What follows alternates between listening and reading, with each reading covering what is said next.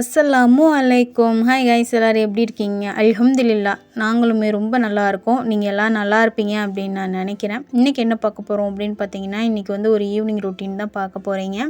சாப்பிட்டதுக்கப்புறம் வந்து வீடியோ எடுக்க ஆரம்பித்தேன். காலையில் வந்து துணி துவைச்சி போட்டிருந்தேன். பசங்களோட ஸ்கூல் யூனிஃபார்மு, அதுக்கப்புறம் பாப்பாவோட மதர்சா புர்கா, ஷாலு, பாய், துப்பட்டி எல்லாமே வந்து காலையிலே வந்து அலசி போட்டிருந்தேன். 2 நாளாக பார்த்தீங்கன்னா நல்லா வெயில் அடிக்குது. அந்த சேம் டைம் பார்த்தீங்கன்னா நல்லா காற்றும் இருக்குது. அதனால் காலையில் துவைச்சி போட்டனால சீக்கிரமாகவே காஞ்சிருச்சு.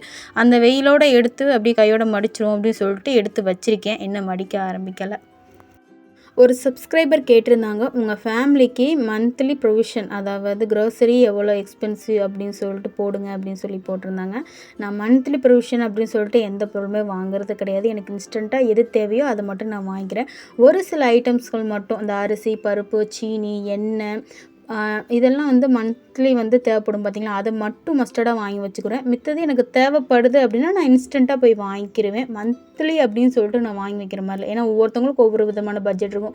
ஒரு சில பேருக்கு வந்து மாத சம்பளமாக இருக்கும். ஒரு சில பேருக்கு வந்து ஒரு 10 நாளைக்கு ஒரு தடவை வேலை பார்த்தா உடனே காசு, அந்த மாதிரி தான் இருக்கும். எனக்கு வந்து பார்த்திங்கன்னா வேலை பார்த்தா காசு, அந்த மாதிரி தான் வந்து என் ஹஸ்பண்டுக்கு வந்து சேலரி கொடுப்பாங்க. ஸோ அதனால் வந்து நான் மந்த்லி ப்ரொவிஷன் அப்படின்னு சொல்லிட்டு நான் வாங்கி வைக்க மாட்டேன். இதோட ஃபுல் வீடியோ உங்களுக்கு வந்து நான் எந்த மாதிரி மேனேஜ் பண்ணுறேன் அப்படின்னு தெரிஞ்சுக்கணுமா, இந்த வீடியோட லாஸ்ட்டில் நான் பின் பண்ணி வைக்கிறேன். வேணால் அதை நீங்கள் செக் பண்ணி பார்த்து ஒரு ஐடியா பண்ணிக்கோங்க. இன்றைக்கி ஈவினிங் ஸ்நாக்ஸ் பார்த்தீங்கன்னா அட்லாப்பம் தான் செய்ய போகிறேன். ரவையில் தான் இந்த அட்லாப்பம் செய்வாங்க. ஒரு பேன் வச்சு 2 கப் ரவை வந்து வறுத்து எடுத்துக்க போகிறோம். ரவையில் பார்த்தீங்கன்னா நெய் இல்லாட்டா ஆயில் எதுவுமே சேர்க்காம ப்ளெயினாக வந்து நல்லா பொன்னிறமாக வந்து வறுத்து எடுத்துக்கோங்க. இன்றைக்கி வந்து நான் வெல்லம் எடுத்துருக்கேன். வெல்லத்தூள் இருக்குது பார்த்தீங்களா, அதில் வந்து கொஞ்சமாக தண்ணி ஊற்றி நம்ம வெள்ளை பாகு மாதிரி காய்ச்சி எடுக்க போகிறோம். உங்கள்கிட்ட வெல்லம் இல்லை அப்படின்னா சீனி இல்லாட்டா வந்து பனக்கற்கண்டு எது இருக்கோ அதை சேர்த்துக்கோங்க. உங்கள்கிட்ட ஏலக்காய் தூள் இருக்குது அப்படின்னா நீங்கள் ஏலக்காய் தூள் போடலாம். பட் என்கிட்ட ஏலக்காய் தூள்லாம் இல்லை. என்கிட்ட முழு ஏலக்காய் மட்டும் இருந்துச்சு. ஒரு 5, 6 ஏலக்காய் வந்து தட்டி போட்டிருக்கேன். லைட்டாக வந்து சால்ட்டு போட்டு அந்த வெல்லத்தை வந்து நல்லா கரைச்சி எடுத்துக்கிறோம். அட்லாப்பம் செய்கிறதுக்கு ஒரு பவுல் எடுத்துக்கோங்க. நம்ம வறுத்து வச்சுருக்கோம் பார்த்திங்கன்னா, அந்த ரவையை சேர்த்ததுக்கப்புறம் 1 கப் வந்து அரிசி மாவு சேர்க்கணும். 2 கப் வந்து ரவை அப்படின்னா 1 கப் அரிசி மாவு. எந்த இதில் பார்த்திங்கன்னா நீங்கள் ரவை எடுத்தீங்களோ அதே கப் அளவுக்கு வந்து அரிசி மாவும் சேர்த்துக்கோங்க. அப்புறம் நம்ம வெள்ளைப்பாகு வந்து ஆல்ரெடி காய்ச்சி வச்சுருக்கோம். அது லைட்டாக ஆறுனதுக்கப்புறம் வந்து வடிகட்டி வச்சு வடித்து எடுத்துக்கோங்க. ஏன்னா அதில் வந்து நம்ம ஏலக்காய் அதெல்லாம் சேர்த்துருக்கோம். பத்தாவதுக்கு அந்த வெள்ளத்திலே தூசி இருந்தால் கூட இந்த வடிகட்டி மூலிமா தேங்காவை குட்டி குட்டியாக நறுக்கிட்டு அதை நெய்யில் வறுத்து நான் சேர்த்துருக்கேன். இந்த தேங்காய் மட்டும் வறுத்து சேர்க்கணுமா அப்படின்னு கூட கிடையாது. நீங்கள் வந்து கடலைப்பருப்பு ஊற வச்சு கூட சேர்த்துக்கரலாம். பட் நான் அதை வந்து நான் பண்ணலை. நான் இன்ஸ்டண்ட்டாக யோசிச்சு பண்ணனால வந்து நான் தேங்காய் மட்டுமே வச்சுருந்தேன். ஆனால் அது நெய்யோடு வறுக்கிறப்ப வந்து நீங்கள் முந்திரி பருப்பு, பாதாம் பருப்பு, கிஸ்மிஸ் பழம்லாம் கூட வறுத்து நீங்கள் சேர்த்துக்கரலாம். கொஞ்சம் நேரம் ஊற விட்டணும். ஓவராக தண்ணி ஆயிடக்கூடாது. ஊறினதுக்கப்புறம் ஒரு தட்டில் வந்து நெய் தடவி நம்ம மிக்ஸ் வச்சுருக்கோம் பார்த்திங்களா, அதை வந்து நம்ம ஃபுல்லாக ஊற்றிட்டு இதுக்கு மேலே பார்த்தீங்கன்னா அந்த மாதிரி ஒரு முட்டையை வந்து பீட் பண்ணி ஃபுல்லாக வந்து ஊற்றி விட்டுக்கோங்க. முட்டை வந்து கண்டிப்பாக சேர்க்கணும். நீங்கள் பாதி முட்டையாவது சேர்த்து சுற்றி வந்து ஃபுல்லாக ஸ்ப்ரெட் பண்ணிவிட்டு மேலே டாப்பிங் மாதிரி இந்த மாதிரி நான் தேங்காய் ஸ்லைஸ் மாதிரி கட் பண்ணி வச்சுருக்கேன். உங்களுக்கு வந்து இதுக்கு மேலே வந்து உள்ளே நீங்கள் நட்ஸ் சேர்க்காட்டாலும் மேலே வந்து டாப்பிங் மாதிரி நட்ஸு கூட சேர்த்துக்கலாம். அதுவுமே இன்னும் நல்லாயிருக்கும். இதை இப்போ வந்து வேக வச்சு எடுத்துக்கிறேன். இது கண்டிப்பாக பார்த்தீங்கன்னா 25 நிமிஷம் வந்து வெந்துச்சு எனக்கு. நீங்களும் அதே மாதிரி, ஏன்னா ரவை அதுதானே, அதனால் சீக்கிரம் வெந்துடும். அதனால் வந்து ஒரு குக்கரை வந்து ஃப்ரீ ஹீட் பண்ணிவிட்டு வேக வச்சு எடுத்துக்க போகிறோம். நான் பார்த்தீங்கன்னா இந்த மாதிரி குக்கர் மூடி போட்டு நான் மூடி வைக்கல, வெறும் தட்டு போட்டு அது மேலே வந்து வெயிட்டுக்காக வந்து நம்ம இடி உரல் இருக்கும் பார்த்திங்களா, அதை தூக்கி வச்சுருக்கேன். நீங்கள் மூடியில் வந்து வார் சரியில்லை அப்படிங்கிறனால வந்து நான் தட்டு போட்டு ஏர் டைட்டாக வந்து இந்த மாதிரி கல்லை தூக்கி வச்சுருக்கேன். சைட்லேயே பார்த்தீங்கன்னா டீ போட ஆரம்பிச்சிட்டேன்.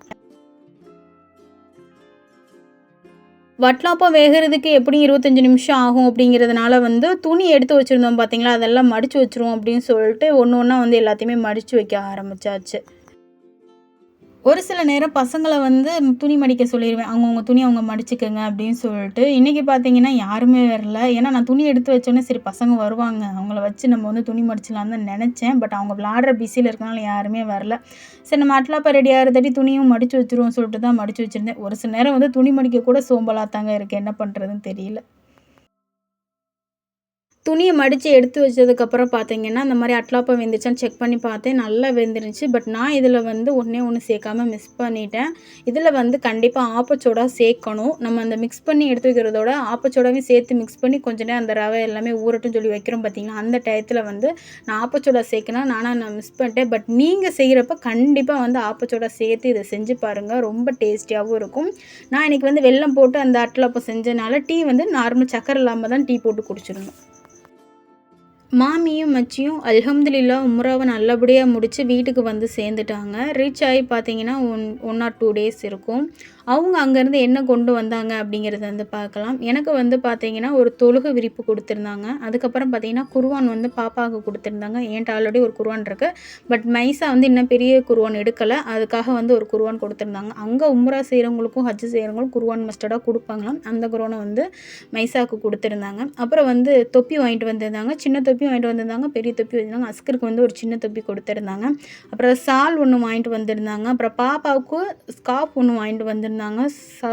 ஸ்கார்ஃப் பார்த்திங்கன்னா ரொம்ப சாஃப்டாக, அதே நேரத்தில் ரொம்பவுமே ப்ளசண்ட்டாகவே இருந்தது.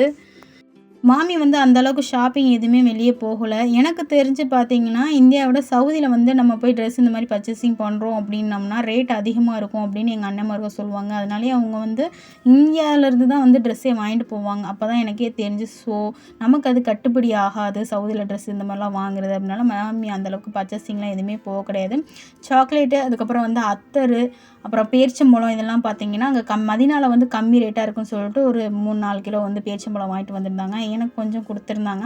அப்புறம் வந்து பார்த்திங்கன்னா ஜம்ஜம் வாட்ரு வந்து ஒரு பாட்டில் கொடுத்துருந்தாங்க. இது எல்லாத்தையுமே வாங்கி எடுத்து வச்சுட்டு இன்றைக்கி வந்து ரொம்ப லேட்டாக தான் வந்து நான் வாக்கிங் போனேன். இன்றைக்கி வந்து என் ஹஸ்பண்டுமே கூட வந்திருந்தாங்க. அவங்களோட அப்படியே பேசிக்கிட்டே வந்து வாக்கிங் போக ரொம்ப நல்லாவே இருந்தது.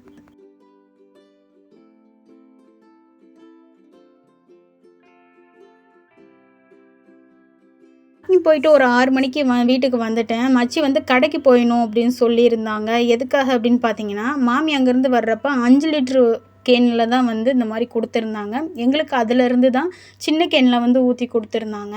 அதனால் 5 லிட்ரு வீட்டுக்கு வந்து பார்க்க வர்றவங்களுக்கு வந்து இந்த மாதிரி பெரிய கேன்லேருந்து நம்ம எப்படி கொடுக்குறது அப்படின்னா குட்டி குட்டி பாட்டில்ஸ் வாங்க வருவோம் அப்படின்னு சொல்லிட்டு எங்கள் ஊரில் இருக்கிற மெட்டல் கடைக்கு தான் வந்திருந்தோம். அங்கே தான் வந்து ஒரு 2 அட்டையில் வந்து பாட்டில்ஸ்லாம் வாங்கிட்டு ரிட்டன் வந்து வீட்டுக்கு போய்கிட்டு இருக்கோம்.